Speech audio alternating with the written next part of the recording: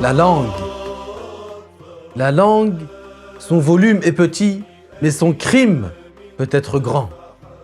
De cette langue peuvent sortir des paroles qui provoquent des regrets amers. Des paroles sur lesquelles tu ne peux pas revenir. La langue, si tu ne prends pas garde à la préserver, elle te mènera à ta perte. Alors, avant qu'il ne soit trop tard, écoute comment l'islam nous enseigne de surveiller sa langue et son cœur. Même si le temps qui passe paraît court, Ramadan plus beaux sont tes jours. Même si le temps qui passe paraît court, Ramadan plus beaux sont tes jours.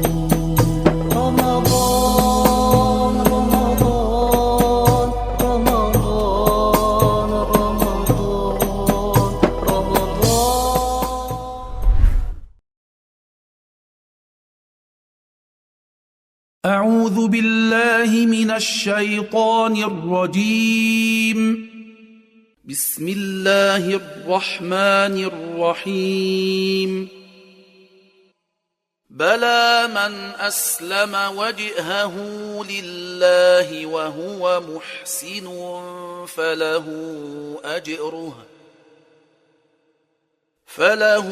أجره عند ربه ولا خوف عليهم ولا هم يحزنون. وقالت اليهود ليست النصارى على شيء وقالت النصارى ليست اليهود على شيء وقالت النصارى ليست اليهود على شيء وهم يتلون الكتاب. كذلك قال الذين لا يعلمون مثل قولهم فالله يحكم بينهم يوم القيامة فيما كانوا فيه يختلفون. ومن أظلم ممن منع مساجد الله أن يذكر فيها اسمه وسعى في خرابها أولئك ما كان لهم أن يدخلوها إلا خائفين. لهم في الدنيا خزي ولهم في الآخرة عذاب عظيم. ولله المشرق والمغرب فأينما تولوا فثم وجه الله إن الله واسع عليم. وقالوا اتخذ الله ولدا سبحانه بل له ما في السماوات والأرض كل له قانتون. بديع السماوات والأرض وإذا قضى أمرا فإنما يقول له كن فيكون. وقال الذين لا يعلمون لولا يكلمنا الله أو تأتينا آية كذلك قال الذين من قبلهم مثل قولهم تشابهت قلوبهم قد بينا الآيات لقوم يوقنون. إنا أرسلناك بالحق بشيرا ونذيرا ولا تسأل عن أصحاب الجحيم ولن ترضى عنك اليهود ولا النصارى حتى تتبع ملتهم قل إن هدى الله هو الهدى ولئن اتبعت أهواءهم بعد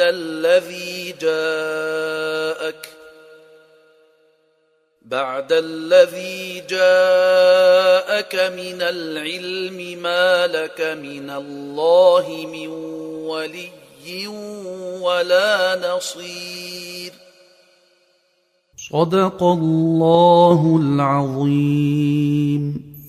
رمضان رمضان رمضان فرصة عمر. La langue, son volume est petit, mais son crime peut être grand. De cette langue peuvent sortir des paroles qui provoquent des regrets amers, des paroles sur lesquelles tu ne peux pas revenir. La langue, si tu ne prends pas garde à la préserver, elle te mènera à ta perte. Alors, avant qu'il ne soit trop tard, écoute comment l'islam nous enseigne de surveiller sa langue et son cœur. Bismillah walhamdulillah wa sallallahu wa sallama ala rasulillah. Dieu dit dans la sourate Al-Hujurat: يا أيها الذين آمنوا اجتنبوا كثيرا من الظن إن بعض الظن إثم ولا تجسسوا ولا يغتب بعضكم بعضا أيحب أحدكم أن يأكل لحم أخيه ميتا فكرهتموه واتقوا الله إن الله تواب رحيم. Ce qui signifie: ô vous qui êtes croyants, gardez-vous d'avoir beaucoup de soupçons. Il y a des soupçons qui sont des péchés. Ne vous espionnez pas et ne faites pas la médisance les uns des autres. L'un d'entre vous aimerait-il consommer la chair de son frère mort? Vous détesteriez le faire. Alors de même, détestez faire sa médisance de son vivant. Faites preuve de piété à l'égard de Dieu. Certes, Dieu est celui qui accepte le repentir, qui est miséricordieux. Il est obligatoire de préserver sa langue de ce que Dieu a interdit de dire. Car la langue, comme l'a dit Al-Ghazali, que Dieu lui fasse miséricorde, elle est un bienfait imminent. Son volume est petit, mais son crime peut être grand. C'est-à-dire que la langue est un organe de petite taille. Pourtant, beaucoup de péchés sont commis par la langue, parce que la parole est l'acte que l'être humain accomplit le plus souvent. Ainsi, nous devons absolument contrôler notre langue. Parce que le fait de parler beaucoup, même en abordant des sujets ordinaires et licites, qui ne sont pas de l'ordre de l'interdit, mène très souvent à ce qui est déconseillé, voire interdit. C'est-à-dire que si tu parles beaucoup, tu risques fort de finir par dire des choses interdites et commettre un péché. Il y a une habitude très laide qui s'est propagée dans nos sociétés malheureusement.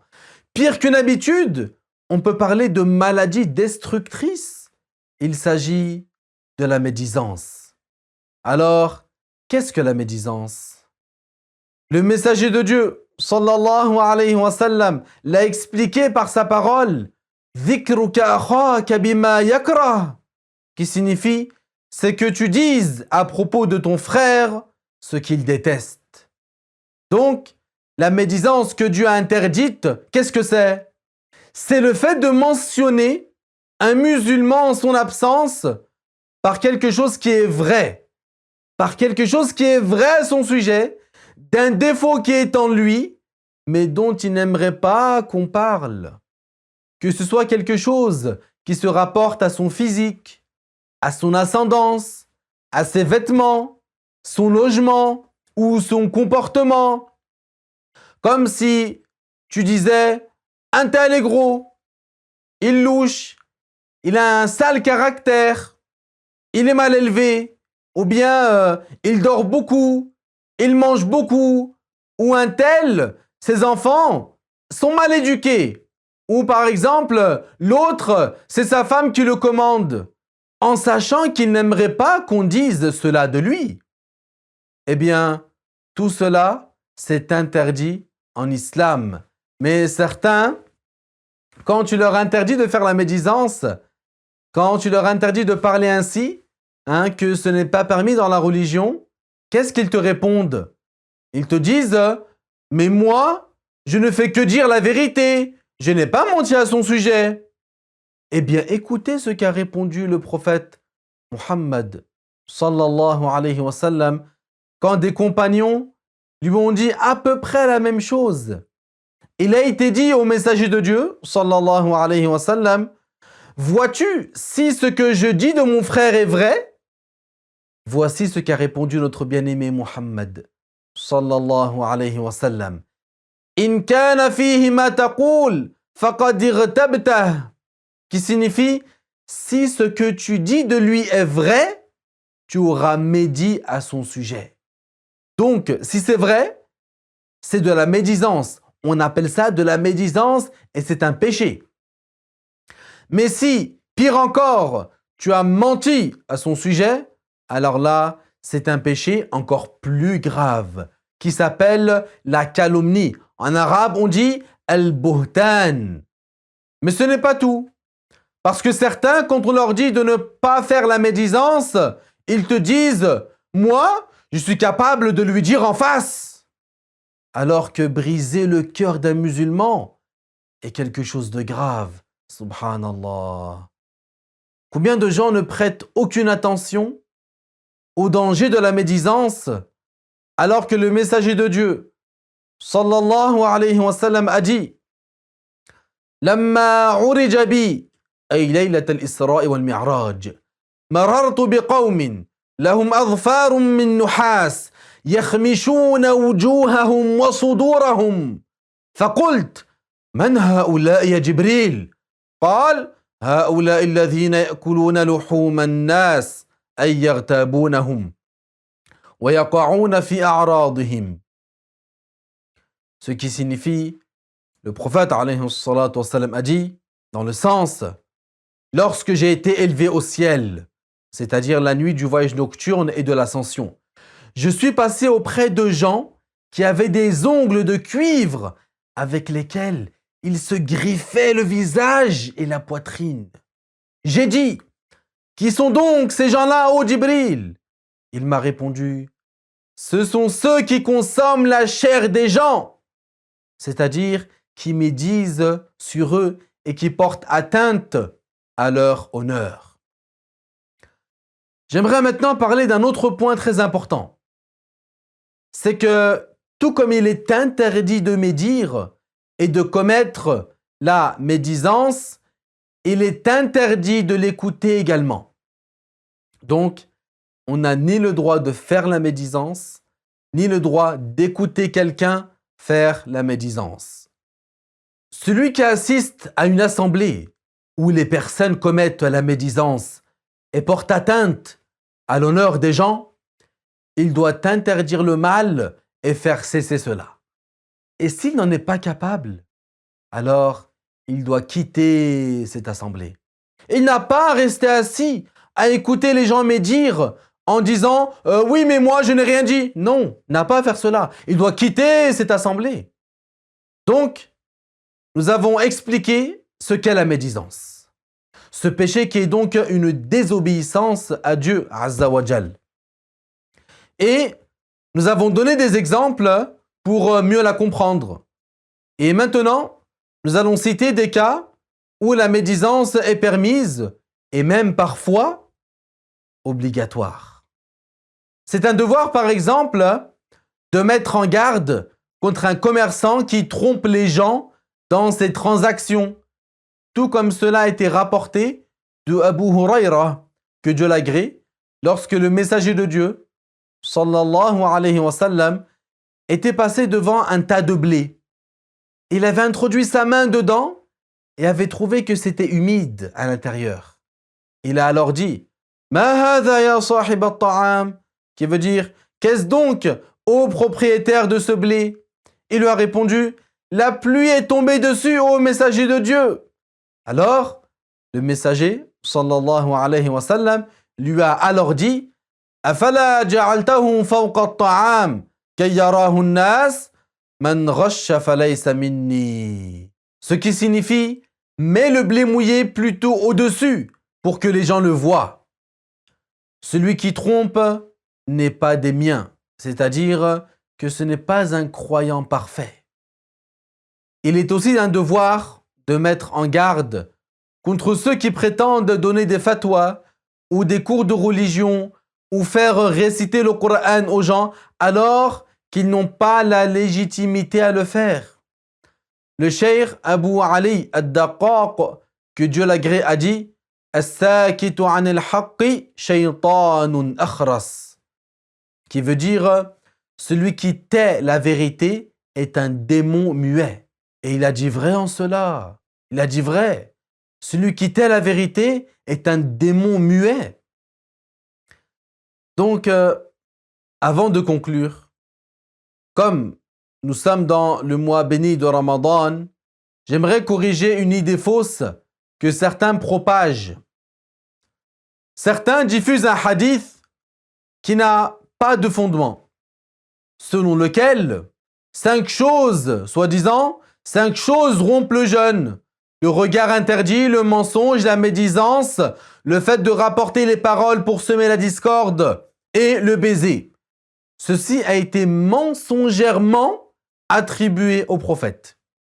En fait, le regard interdit, le mensonge, la médisance et le fait de rapporter les paroles pour semer la discorde ne rompent pas et n'invalident pas le jeûne, bien qu'il soit des péchés. Mais néanmoins, il y en a qui font perdre la récompense du jeûne. Il faut donc les éviter à tout prix et s'en abstenir, en plus de l'abstinence de la nourriture et de la boisson. Alors, après ce que nous venons de citer, veille à éviter la médisance. Cette habitude l'aide. Garde ta langue. Et comme nous l'avons cité dans le verset du Coran, préserve-toi de la médisance et de chercher leurs défauts. Dans ce verset, nous comprenons que tout comme il est répugnant de dévorer la chair de son frère mort, il est un devoir que le croyant délaisse la médisance au sujet de son frère. Occupe-toi plutôt de corriger tes propres défauts. Rappelle-toi de la parole du prophète Muhammad sallallahu alayhi wa sallam, Aktharu khataya ibn Adam min lisani, qui signifie la plupart des péchés du fils de Adam proviennent de sa langue. Al-Bukhari a rapporté d'après Abu Huraira qu'il a dit Yubsiru ahadukum al-qadhata fi ayni akhihi wa yansa al-jid'a fi ayni nafsihi, qui signifie l'un d'entre vous voit la poussière dans l'œil de son frère et oublie le tronc d'arbre qui est dans son propre œil. Subhanallah. L'islam incite le musulman à maîtriser sa langue pour ne dire que du bien ou pour garder le silence. Celui qui veut la sauvegarde, qu'il parle moins. Quant à celui qui parle beaucoup, il proviendra très probablement de lui soit un péché, soit des paroles déconseillées. Même s'il fait attention à ce qu'il dit, ces paroles représenteront quand même une perte de temps. Or, la plupart des gens tombent dans les péchés de la langue. Beaucoup aussi sortent de l'islam et commettent l'apostasie parce qu'ils parlent trop. Pour conclure, retenez cette parole. Retenez cette parole dite par certains savants. Si la parole est d'argent, le silence est d'or. Alhamdulillah, wa sallallahu wa sallam ala rasulillah. رمضان رمضان رمضان فرصة عمر. الحمد لله رب العالمين، وصلى الله وسلم على سيدنا محمد طه الأمين، وعلى آله وأصحابه الطيبين. اللهم إنا دعوناك فاستجب لنا دعاءنا يا رب العالمين. اللهم إنا نسألك الرحمة، اللهم إنا نسألك العفو والمعافاة الدائمة في الدين والدنيا والآخرة. ربنا آتنا في الدنيا حسنة وفي الآخرة حسنة وقنا عذاب النار. ربنا لا تزغ قلوبنا بعد إذ هديتنا وهب لنا من لدنك رحمة إنك أنت الوهاب. اللهم عافنا والطف بنا وارحمنا برحمتك الواسعة. اللهم متعنا بأسماعنا وأبصارنا وقوتنا ما أحييتنا، واجعله الوارث منا، واجعل ثأرنا على من ظلمنا. اللهم إنك عفو تحب العفو فاعف عنا. اللهم إنك عفو تحب العفو فاعف عنا. اللهم إنك عفو كريم تحب العفو فاعف عنا. اللهم تقبل صيامنا وركوعنا وسجودنا يا رب العالمين. وصل اللهم على سيدنا محمد وعلى آله وصحبه وسلم، والحمد لله رب العالمين.